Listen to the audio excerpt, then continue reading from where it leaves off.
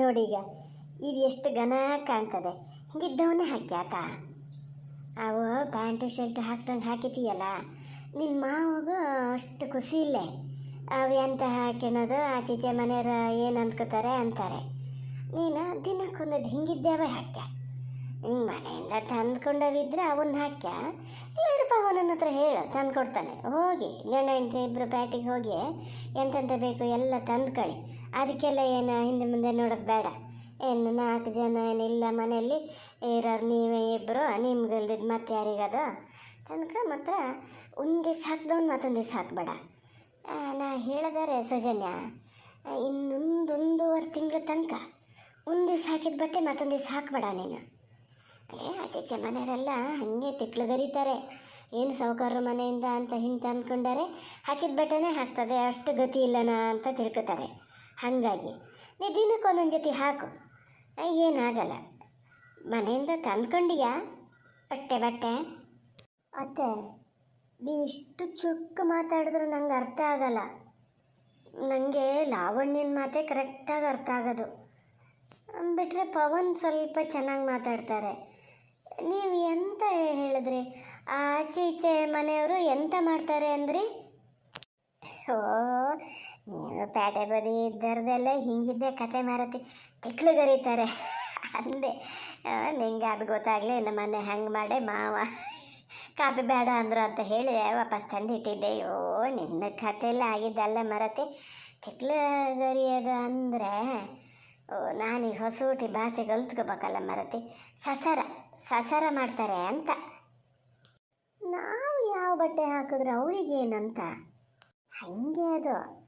ಈಗ ಆ ಕಡೆ ಈ ಕಡೆ ಮನೆಯೆಲ್ಲ ಸುಮಾರು ಅದಾವಲ್ಲ, ಅಲ್ಲಿ ಈಚೆಗೆ ನೀವು ಬರೋಷ್ಟೊತ್ತಿಗೆ ಎಡಕ್ಕೆ ಕಾಣ್ತದಲ್ಲ, ಆ ಮನೆಯಲ್ಲಿ ಹೋದ್ರೆ ಸೊಬ್ರಿಗೆ ಮದುವೆ ಆಗಿದೆ, ಸಸಿ ಬಂದದೆ. ಅಯ್ಯೋ, ಅದೇನು ಭಾಳ ಏನು ಅನುಕೂಲ ಏನಿಲ್ಲ ತವ್ರ ಮನೆಯಲ್ಲಿ.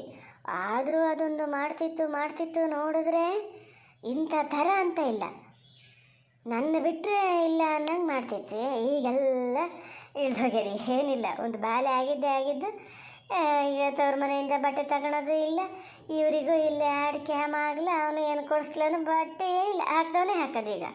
ಅವಾಗೊಂದು 15 ದಿವಸ ಏನದು ಮಾಡಿದ್ದು ನೋಡಿದ್ರೆ. ಇಲ್ಲಿ ಈಗ ನಮ್ಮನೆಯಿಂದ ಆಚೆಗೆ ಹೋಗಬೇಕು, ಅಲ್ಲಿ ಹಿಂದ್ಗಡೆ ಹೋದಾಗ ಕಾಣ್ತದೆ. ಬಟ್ಟೆ ಹೊಲ್ದಕ್ಕೆ ಹೋಗ್ತೀವಲ್ಲ, ಅಲ್ಲಿ ನಿಂತ್ಕೊಂಡ್ರೆ ಆಚೆ ದಿಡ್ಗಿಲ್ಲಿ ಒಂದು ಮನೆ ಕಾಣ್ತದೆ. ಮೇಲೆ ಇದು ಮಾತ್ರ ಕಾಣ್ತದೆ, ಪೂರ್ತಿ ಕಾಣಲ್ಲ. ತೆಂಗಿನ ಮರ ಎಲ್ಲ ಕಾಣ್ತಾವೆ. ಅದು ನಿನ್ನ ಮಾವನ ಅಣ್ಣನ ಮನೆನೇ, ದೊಡ್ಡ ಚಿಕ್ಕಪ್ಪನ ಮಕ್ಕಳು. ಅದಾಯಿದ್ರೆ ಸುತ್ತಕ ಸಂಬಂಧ ಎಲ್ಲ ಅದೇ. ಅವ್ರ ಮನೆಯಲ್ಲೂ ಹೋದ್ರ ಸಲ ಆಚೆ ಒಂದು ಮದುವೆ ಆಗಿದೆ. ಅದು ಹಿಂದೆ ಸೊಸೆನೇ ತಂದಿದ್ದು, ಅಲ್ಲ ಒಂದು ಕೊಟ್ಟು ಒಂದು ತಂದಿದ್ದು. ಅಲ್ಲ ಅಮ್ಮ, ಎಂತ ಹೇಳ್ತಾನಿತ್ತೀಯ ನೀನು? ಅದಕ್ಕದ್ರಲ್ಲಿ ಒಂದು ಅಕ್ಷರನೂ ಅರ್ಥ ಆಗಲ್ಲ. ಯಾರ ಮನೇಲಿ ಸೊಸೆ ಬಂದ್ರೆ ನಮಗೇನಮ್ಮ? ಅವ್ರು ಎಂತ ಬೇಕಾದ್ರೆ ಹಾಕಿನ್ಲಿ, ನಾವು ಯಾಕೆ ಅದಕ್ಕೆ ತಲೆ ಕೆಡಿಸ್ಕೊಬೇಕೋ? ಸುಮ್ಮನೆ ನೀನು ಅವಳ ತಲೆಯಲ್ಲಿ ಹಂಗೆ ಇಲ್ದಿದ್ದೆಲ್ಲ ತುಂಬಬೇಡ. ಇಲ್ಲ, ಚಂದ ಮಾತಾಡ್ತಾರೆ ಇವರು, ನಂಗೆ ಇಷ್ಟ ಕೇಳಿಸ್ಕೊಳಕ್ಕೆ. ಈಗೇನೋ ಖುಷಿಲ್ಲದೆ ಅಂತನಾ? ಇನ್ನೊಂದು ಸ್ವಲ್ಪ ದಿವಸ ಎಂಥರ ಸಿಟ್ಟು ಬಂದು ಬೈಯಕ್ಕೆ ಶುರು ಮಾಡಲಿ, ಗೊತ್ತಾಗ್ತದೆ ಅವಾಗ ಇಷ್ಟನ ಕಷ್ಟನ ಅಂತ. ಪವನ, ಇವನ್ನೆಲ್ಲ ನೀನು ಹೇಳ್ಕೊಡ್ಬೇಕು. ನಾ ಹೇಳ್ತಿದ್ದೀನಿ ಮತ್ತು ನನಗೆ ಇದು ಮಾಡ್ತೀಯ. ಹಂಗೆ ಆಚೀಚರ ಮನೆ ಇದ್ರೆ ನಾವು ಒಂಥರ ಸೊದರಾಗಿರೋಕ್ಕಾಗ್ತದನ್ನ. ಎಲ್ಲರ ಬಾಯಲ್ಲಿ ಬಂದು ಹೋಗಿದೆ, ದೊಡ್ಡವ್ರ ಮನೆ ಹಿಣ್ಣಂತೆ ಅಂತ. ಅದಕ್ಕೆ ತಕ್ಕನಾಗೆ ಇರಬೇಕು. ಈಗ ಮದುವೆ ಆದಲ್ಲಿಂದ ಎತ್ಲಕ್ಕೂ ಹೋಗಲ್ಲ. ಮೊನ್ನೆ ಎಲ್ಲ ಅದ್ರ ತಾಯಿ ಮನೆಗೆ ಹೋಗಿ ಬಂದಿದ್ಬಿಟ್ರೆ ಮತ್ತೆಲ್ಲ ಹೋಗಲ್ಲ. ಎಲ್ಲ ಮದುವೆ ಆದ ಹೊಸ್ತರಲ್ಲೇ ಪಿಕ್ಚರಿಗೆ ಹೋಗ್ಬೇಕು, ಅಲ್ಲಿಗೆ ಹೋಗ್ಬೇಕು, ಇಲ್ಲಿಗೆ ಹೋಗ್ಬೇಕು ಅಂತಾರೆ. ನೀವು ಎಂತ ಬೆಂಗಳೂರು ಪೇಟೆಯಲ್ಲಿದ್ದ ಹುಡುಗನೇನಪ್ಪ? ಅದರಲ್ಲೆಲ್ಲ ಅವಳಿಗೆ ಇಂಟ್ರೆಸ್ಟ್ ಇಲ್ಲ ಅಮ್ಮ. ತಾನು ಹೇಳಿದೆ ಎಲ್ಲರೂ ಹೋಗೋದಾದ್ರೆ ಹೋಗೋಣ ಅಂತ, ಬೇಡ ಅಂದ್ಲ ಅವಳು. ಅದನ್ನ ಸೌಜನ್ಯ, ನೀ ಹಿಂಗೆ ಮಾಡಿದ್ರೆ ಆಗಲ್ಲ. ಅಯ್ಯೋ, ನಾವು ಎಲ್ಲಿಗೆ ಹೋಗಲ್ಲ ಅಂತ ಹೇಳಿದಷ್ಟಕ್ಕೂ ಗಂಡಸ್ರಿಗೆ ಖುಷಿಯಯ್ಯ, ಈರಿ ಮನೆಯಲ್ಲಿ ಅಂತಾರೆ. ಹಂಗಲ್ಲ, ಹೊಸ ಮಕ್ಕಳು ಆ ಕಡೆ ಓಡಾಡಿ ಬರ್ಬೇಕು. ಇದು ದೇವಸ್ಥಾನಕ್ಕೆ ಹೋಗ್ಬೇಕು. ಈಗ ಸೂತ್ಕದ್ರಿಂದ ಎಲ್ಲ ಮತ್ತೆ ಯಾಕೆ ಮುಂಚೆ ಇದ್ರಲ್ಲಿ ಹೋಗೋದು ಅಂತ ನೋಡಿದೆ. ಇನ್ನೊಂದು 4 ದಿನ ಬಿಟ್ಟು ಆಗದೆ ಆಗ್ಯದಂತೆ ಹೋಗಿ ಬರ್ಬೋದು ದೇವಸ್ಥಾನಕ್ಕೆಲ್ಲ. ಅಲ್ಲ ಅಮ್ಮ, ನಿಂದೇನಿದು ಪೂರ್ತಿ ಉಲ್ಟಾ ಆಗ್ಯದಲ್ಲ. ಎಲ್ಲ ಸೊಸ್ದಿಕ್ಳಿಗೆ ಭಾಳ ತಿರುಗ್ಬೇಡಿ, ಮನೆ ಕಡೆ ಇರಿ ಅಂತ ಹೇಳಿದ್ರೆ ನೀ ತಿರ್ಪಟ ಮಾಡಿ ಅಂತಲೇ ಹೇಳ್ತಿದ್ದೀಯಲೆ. ನಾಳೆ ಕೊನೆಗೆ ಮನೇಲಿ ನಿಲ್ಲದೇ ಇಲ್ಲ ಅಂದರೆ ಏನು ಮಾಡ್ತೀಯಾ? ಸುಮ್ಮ ಕೂತ್ಗಳ, ಮನೇಲಿ ನಿತ್ಯ ಅಂತ ಆಗ್ಬೇಕ. ಈ ಗುಡಿಗೆ ಬಂದು ಬೇಡ ಬಿಡು, ಅವೆಲ್ಲ ಜ್ಞಾನ ಮಾಡಬೇಡ. ಇಡೀ 2-3 ವರ್ಷದ ದಿನ ಎಲ್ಲ ಹಂಗೆ ಆಚೀಚೆ ಮನೆಯಲ್ಲಿ ಎಲ್ಲರೂ ಒಂದು ಕಡೆ ಹೋಗೋರು ಬರೋರು, ಒಂದು ದಿವಸದ ದೇವಸ್ಥಾನಕ್ಕಾಗಲಿ ಇದಕ್ಕಾಗಲಿ ಹಬ್ಬ ಹುಡ್ಕಿಲ್ಲಾರು ಹೋಗಿ ಬರ್ತಿದ್ರು. ನಿನ್ನಪ್ಪ ಮನೆ ಮೆಟ್ಲೆ ಕೆಳಗೆ ಇಳಿಸಿದ್ರು ಹೇಳು, ಅಲ್ಲಿ ಮನೆಯಿಂದ ಅಪ್ಪಾಯಿ ಬರಬೇಕಿತ್ತು, ಕರ್ಕೊಂಡು ಹೋಗ್ಬೇಕಿತ್ತು, ಅಲ್ಲೂ ಹೆಂಗಿದ್ರೆ ಹಂಗೆಯ. ಅಲ್ಲಿಂದ ಬಂದು ಇಲ್ಲಿಗೆ ಮತ್ತೆ ಹೋಗ್ಬಿಟ್ಟೆ ಅಂದರೆ ಮತ್ತಿಲ್ಲ, ಎಲ್ಲಿಗೂ ಹೋಗಲ್ಲ. ಎಲ್ಲ ಈ ಜ್ಞಾನ ಮಾಡ್ಕೊಂಡ್ರೆ ಸಾಕು, ನನ್ನ ಇದಕ್ಕೆ ಆಗಿ ಸಾಕು ಮಾರಯ್ಯ. ಏನು ಬಂದರಾರು ಒಂಚೂರು ಗನಾಗ ಹೋಗಿ ಅತ್ಲಾಗಿತ್ಲಾಗ ಓಡಾಡ್ಕೊಂಡು ಇರಲಿ ಕೂಸಿಲಿ.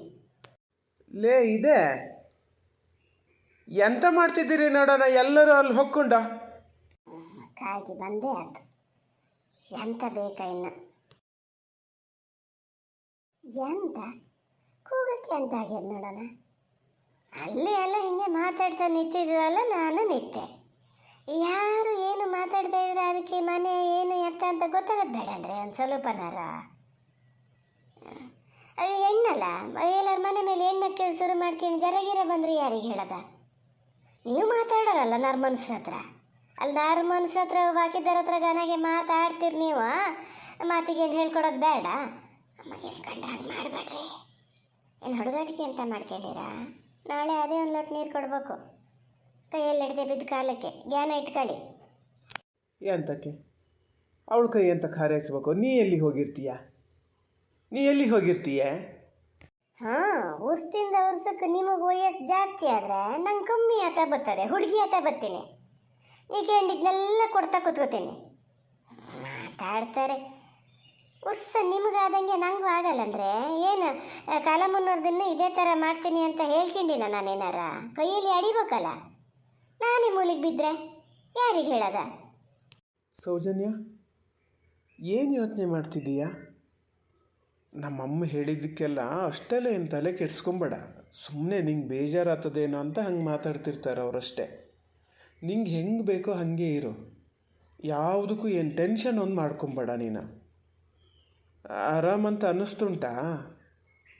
ಇಲ್ಲಪ್ಪ, ಬೇಜಾರೇನಿಲ್ಲ. ಪಾಪ ನಿಮ್ಮಮ್ಮ ಎಷ್ಟು ಚಂದ ಮಾತಾಡ್ತಾರೆ, ಕೇಳಿಸ್ಕೊಂತೀರನ ಅನಿಸುತ್ತೆ ಗೊತ್ತಾ. ನಮ್ಮ ಮನೇಲಿ ನಮ್ಮ ಪಪ್ಪ ಆಗಲಿ ಅಮ್ಮ ಆಗಲಿ ಯಾವತ್ತೂ ಈ ಥರ ನಮ್ಮ ಹತ್ರ ಮಾತಾಡಿ ಗೊತ್ತಿಲ್ಲ.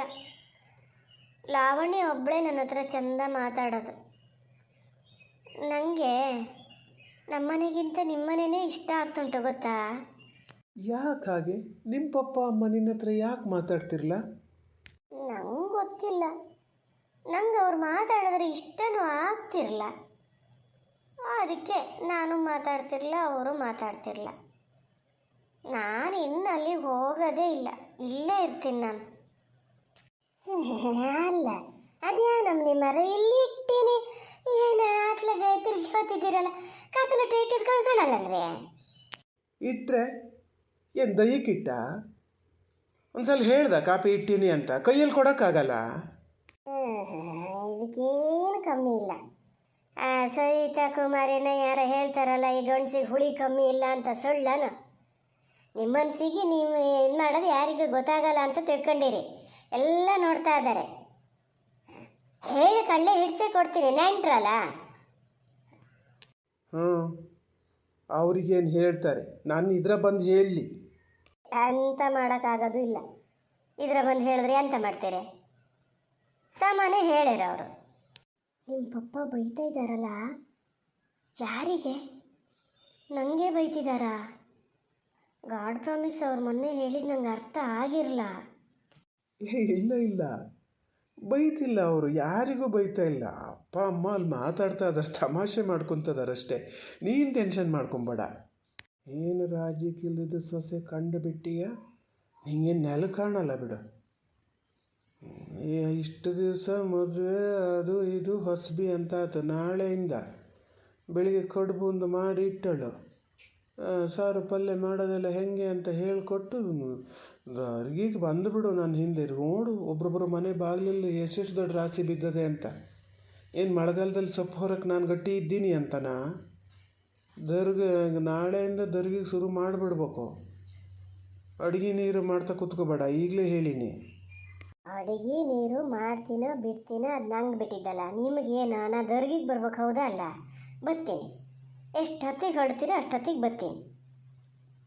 ನೀವು ಮತ್ತೆ ಅದಕ್ಕೆ ಹೋಗ್ತೀನಿ, ಆ ಕೆಲಸ ಮಾಡು ಈ ಕೆಲಸ ಮಾಡು ಅಂತ ಮಾತ್ರ ಹೇಳಬೇಡಿ. ದೊಡ್ಡ ಮನೆ ಮಕ್ಕಳು ಏನು ಕೆಲಸ ಕಲ್ತಾರನ್ರಿ?